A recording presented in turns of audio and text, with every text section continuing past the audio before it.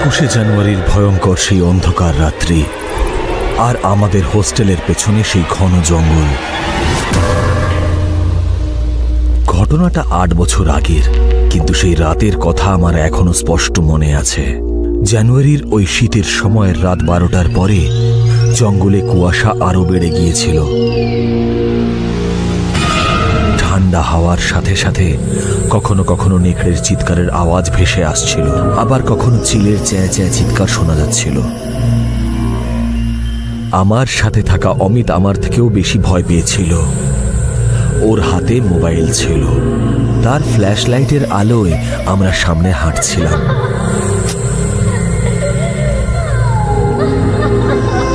কোনো একটা আওয়াজ হলেই আমার কাঁধটাও ও বাচ্চাদের মতো খামচে ধরছিল,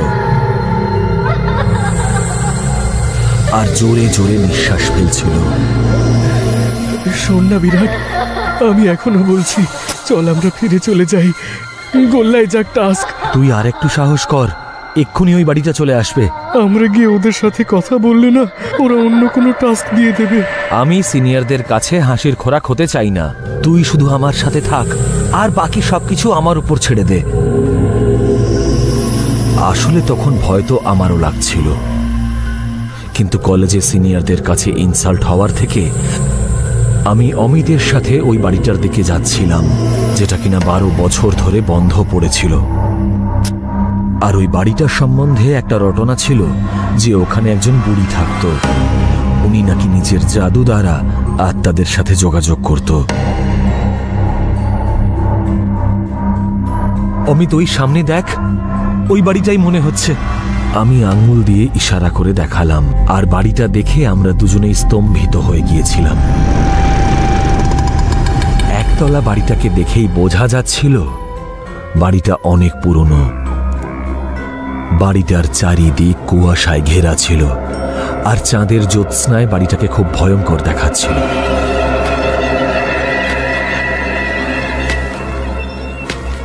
অমিতের চলার গতি আস্তে আস্তে কমে আসছিল, যেন ওর ওই বাড়িটাতে যাওয়ার একটুও ইচ্ছে ছিল না।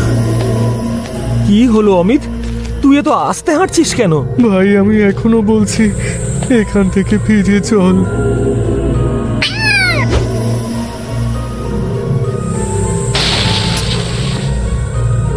দেখ না, কি ভয়ঙ্কর দেখাচ্ছে, আর ভেতরে তো আলো নেই মনে হচ্ছে। সত্যি কথা বলতে কি, একটু ইতস্তত আমিও হচ্ছিলাম, কিন্তু যে টাস্কটা আমাদের হোস্টেলের সিনিয়ররা আমাদের দিয়েছিল, সেটার শর্ত হিসেবে রাতে ওই বাড়িটার ভেতরে গিয়ে আমাদের ওখান থেকে যে কোনো একটা জিনিস তুলে আনতে হতো। আর শর্তটা পূরণ করার জন্য আমি হাঁটা বন্ধ করলাম না। এবার আমরা দুজনে দরজার একদম সামনে হাজির হলাম। আমরা দুজনে জোরে একটা নিঃশ্বাস নিলাম, আর আমি দরজাটা খুললাম। আর যেই না দরজাটা খুললাম, ওটা 10-12টা চামচিকে চেঁচামেচি করতে করতে বেরিয়ে এসে ডানা ঝাপটাতে ঝাপটাতে বাইরে চলে গেল।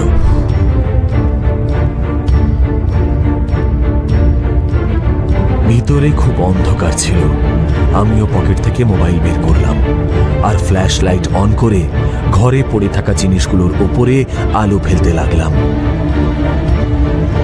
ওখানে পড়ে থাকা জিনিসগুলো দেখলে পরে আমাদের জায়গায় আর যেই থাকতো সে নিঃসন্দেহে মারা যেত। অমিত ভয়ার্ত চোখে এদিক ওদিক দেখছিল। মেঝের ওপরে তন্ত্রমন্ত্রে ব্যবহার করার জিনিসপত্র ছড়িয়ে ছিটিয়ে পড়েছিল। কোথাও মানুষের কঙ্কালের হাড়গোড়, প্যাঁচার খুলির প্রদীপ, অর্ধেক জ্বলা মোমবাতি, চাকু, কালো সুতো, সিঁদুর, আর না জানি কত কিছু। এবার বল, এসবের মধ্যে থেকে তুই ওই বদমাশগুলোকে দেখানোর জন্য কি নিয়ে যাবি? আরে এমন এখানে কোনো তো জিনিস থাকবে যা এখান থেকে নিয়ে যাওয়া যাবে, আমি বললাম, আর সামনে এগিয়ে গেলাম। অনেক এদিক ওদিক তাকানোর পরে আমার নজর একটা জিনিসের উপর পড়ল। জিনিসটা একটা ভাঙাচোরা চেয়ারের কাছে পড়েছিল। দেখতে একটা কাঠের তৈরি বাক্সের মতো লাগছিল সেটা। আমি এগিয়ে গিয়ে যেই সেটাকে তুললাম, হঠাৎ করে কারোর হাসির আওয়াজ শুনতে পেলাম। শুনে শুনে আমরা দুজনে খুব ভয় পেয়ে গেলাম। দেখেছিস, আমি বলেছিলাম না এর মধ্যে পড়িস না। অমিত ভয় পেয়ে বলল। এর মধ্যেই সেই হাসিটা আবার শোনা গেল।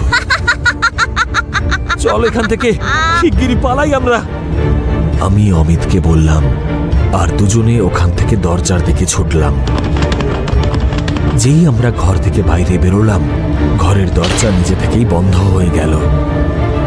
এই তাড়াহুড়োয় আমি ভুলে গেলাম যে ওই বাক্সটা এখনো আমার হাতেই রয়েছে। আমরা খুব হাঁপিয়ে গিয়েছিলাম, তাই আমরা একটা গাছের নিচে দম নিতে দাঁড়ালাম। এ কি, তুই হাতে করে এটা কেন নিয়ে এসেছিস? যদি এভাবেই আমরা যাই, তাহলে ওরা হয়তো আমাদের এর থেকে বড় কোনো টাস্ক দিয়ে দেবে। আমরা আবার জোরে জোরে হাঁটতে শুরু করলাম আর হস্টেলের দিকে এগোতে লাগলাম।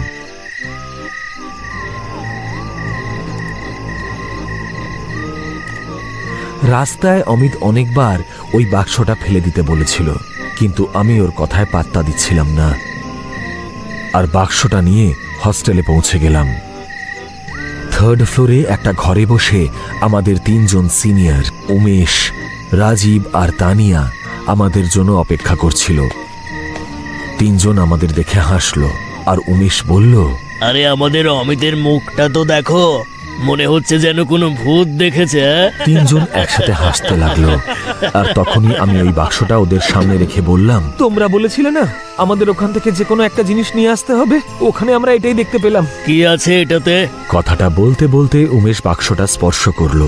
আমরা এটা খুলে দেখিনি, ওই ঘরটা খুব ভয়ঙ্কর ছিল। এটা আমরা কত সাহস করে এখানে নিয়ে এসেছি সেটা শুধু আমরাই জানি। অমিত বলল। এর মধ্যে উমেশ বাক্সটা খুলে ফেলেছিল। বাক্সের ভেতরে একটা বোর্ড লাগানো ছিল, আর তাতে A to Z সব অ্যালফাবেট লেখা ছিল। তার ওপরে 0 to 9 নাম্বার ছিল। রাইট সাইডে ইয়েস আর লেফট সাইডে নো লেখা ছিল। আর সবকিছুর নিচে গুড বাই। একটা ছোট্ট গোল কাঁচও ওখানে আটকানো ছিল।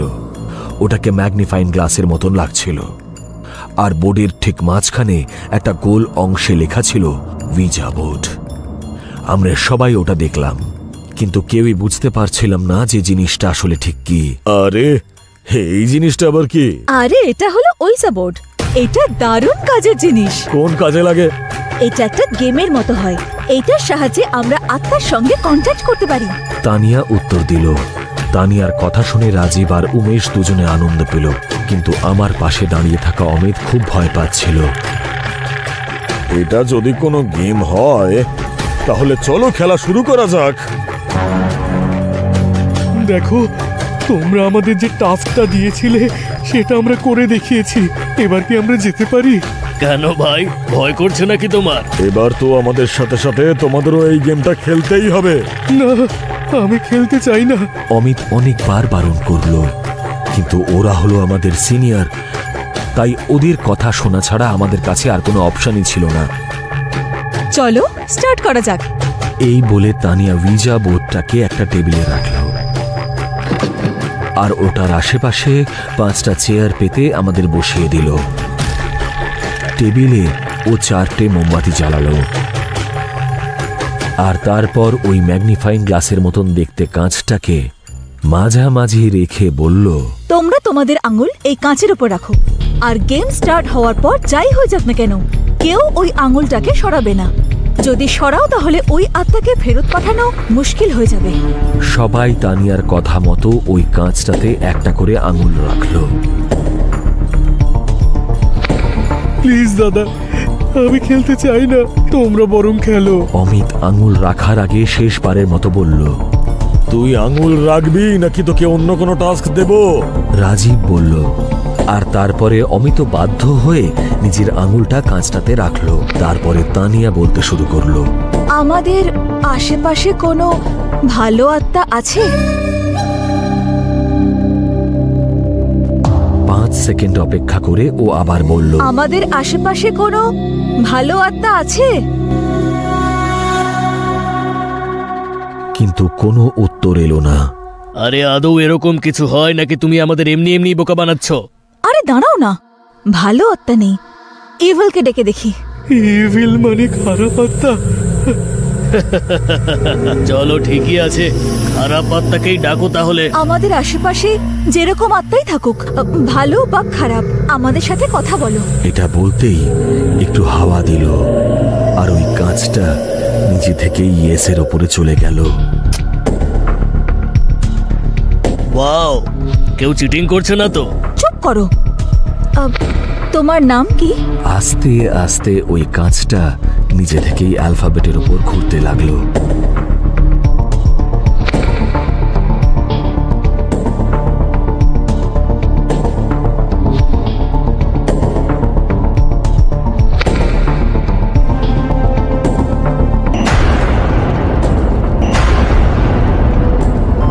তোমার নাম কি সরাগিনী?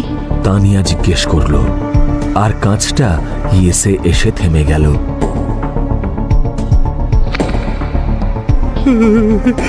আমি খেলতে চাই না, প্লিজ আমায় ছেড়ে দাও। অমিত এবার খুব ভয় পেয়ে গেছিল আর নিজের হাতটা কাঁচ থেকে সরাতেই যাচ্ছিল। তখন উমেশ ওকে জোরে ধমক দিল। চুপচাপ বসে থাকো। তুমি একলা আছো নাকি? আমরাও তো খেলছি নাকি? তোমার মৃত্যু কবে হয়েছিল? কাঁচটা এবার নাম্বারের ওপর ঘুরতে শুরু করলো। তোমার আত্মা কার জন্য ঘুরে বেড়াচ্ছে? তানিয়া জিজ্ঞেস করলো।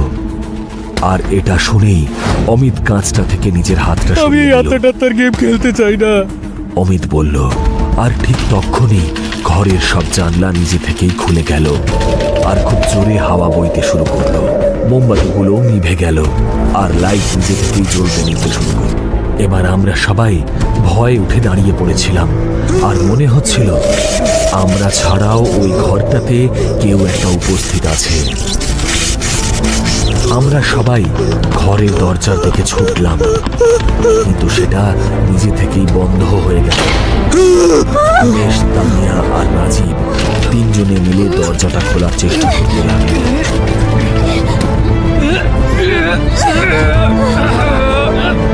আমি আর অমিত ওদের ঠিক পেছনেই ছিলাম আর তখন অনুভব করলাম যে আমাদের ঠিক পেছনে কেউ একজন দাঁড়িয়ে আছে। আর সাহস করে পিছন ফিরতে দেখলাম একটা ছায়া মূর্তি দাঁড়িয়ে রয়েছে। ভয়ের চোটে আমার সাহসই হলো না যে আমি ওটাকে ভালো করে একবার দেখব। এর মধ্যে দরজাটা খুলে গেল আর আমরা সবাই খুব তাড়াতাড়ি ওখান থেকে বেরিয়ে গেলাম। আমরা সিঁড়ি দিয়ে নিচে নেমে ফ্লোরে এসে দাঁড়ালাম। এখানে আমাদের সবার রুম ছিল। তখনও আমাদের জোরে জোরে নিঃশ্বাস পড়ছিল।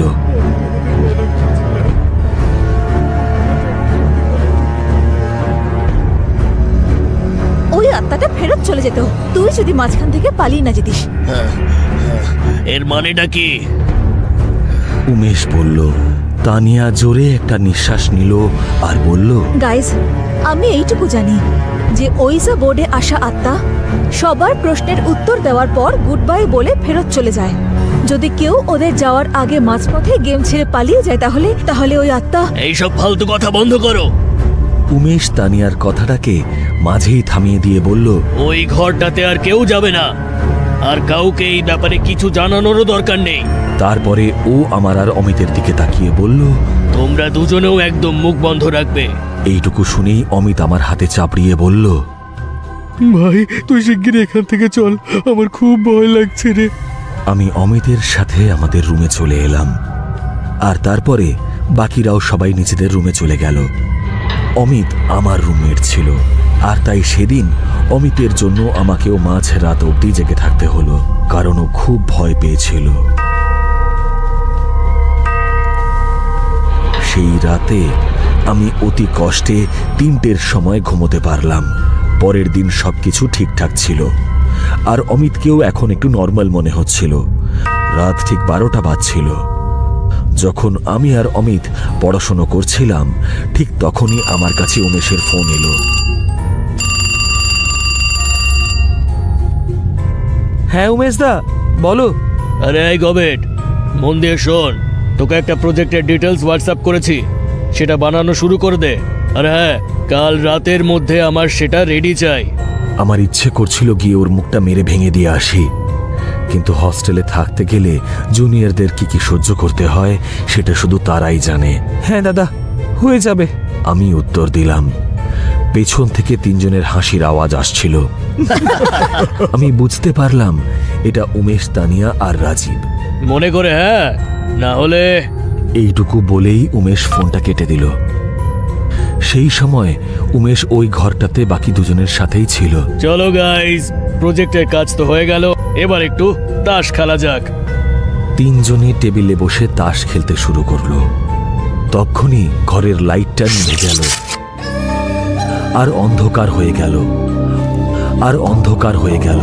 অন্ধকারে ওরা বুঝতে পারলো ওদের পাশেই যে চতুর্থ চেয়ারটা ছিল সেখানে কেউ এসে বসে পড়েছে, কিন্তু অন্ধকারে তার মুখ দেখা যাচ্ছিল না। কে এখানে? স্বরাগিনী। একটা ভয়ানক আওয়াজ এলো, আর ঠিক তখনই ঘরের আলোটা জ্বলে উঠল। ওর ভয়ঙ্কর মুখ দেখে তিনজন চিৎকার করে উঠল। ও হলুদ রঙের একটা শাড়ি পরেছিল, আর ওর চুলটা উস্কো খুস্কো ছিল, আর লাল চোখের নিচে কালো দাগ থাকায় ওকে আরো ভয়ঙ্কর লাগছিল। তিনজন তাড়াহুড়ো করে দরজার দিকে ছোটে। স্বরাগিনী আস্তে আস্তে ওদের দিকে এগিয়ে আসছিল। উমেশ অনেক চেষ্টা করছিল, কিন্তু যখন ও দেখলো যে দরজাটা খুলছেই না আর স্বরাগিনী ওর কাছে প্রায় পৌঁছেই গেছে, তখন ও টেবিল থেকে একটা ছুরি তুলে নিল। তানিয়া আর রাজীব অন্যদিকে পালিয়ে গিয়েছিল। কাছে আসবে না, আমি বলছি কাছে আসবে না, আমি মেরে দেব, আমি কিন্তু মেরে দেব। উমেশের গলার আওয়াজে পরিষ্কার বোঝা যাচ্ছিল যে ও স্বরাগিনীকে দেখে কতটা ভয় পেয়েছে। স্বরাগিনী ওর একদম কাছে পৌঁছে গেল, তখন উমেশ চাকু দিয়ে ওকে আঘাত করলো, কিন্তু ও তো একটা আত্মা ছিল, তাই ওই আঘাতটা ওর গায়ে লাগলো না। ভয় উমেশের হাত থেকে চাকুটা পড়ে গেল। আমায় ক্ষমা করে দাও, আমায় ক্ষমা করে দাও, আমায় ক্ষমা করে দাও, আমায় ছেড়ে দাও। উমেশ হাত জোড় করে কাকুতি মিনতি করল। ওই আত্মাটা ওখানেই দাঁড়িয়ে পড়ল, আর ওই চাকুটার দিকে হাত বাড়াতেই চাকুটা মেঝে থেকে নিজে নিজে উড়ে ওর হাতে চলে এলো।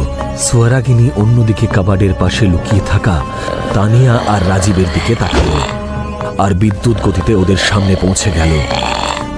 আমায় ক্ষমা করো তুমি স্বরাগিনী, আমি তোমাকে বিরক্ত করতে চাইনি। কিন্তু এরপর স্বরাগিনী আর কোনো কথা শুনল না।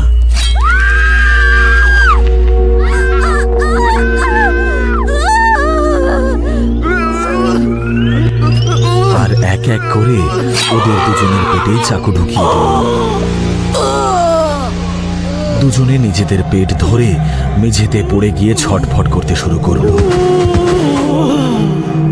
এসব দেখে উমেশ চেঁচিয়ে উঠল, আর তখন ও আবার দরজার দিকে ছুটতেই যাচ্ছিল, কিন্তু স্বরাগিনী বিদ্যুৎ গতিতে উমেশের কাছে পৌঁছল আর ওর ঘাড়ে একটা জোরালো আঘাত করল।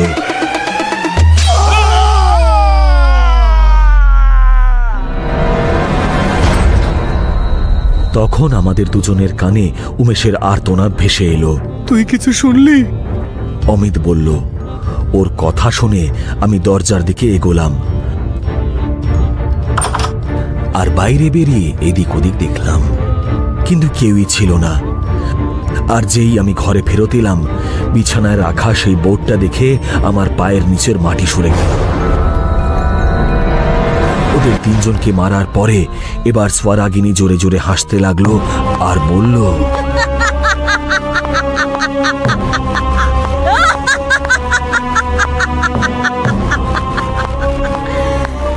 এবার চারিদিকে হবে মৃত্যুর তাণ্ডব, এসে গেছে স্বরাগিনী। গল্পটা ভালো লাগলে লাইক, কমেন্ট, শেয়ার করে দিন। আর নতুন গল্পের নোটিফিকেশন পেতে সাবস্ক্রাইবের পাশে বেল আইকনটা প্রেস করে দিন।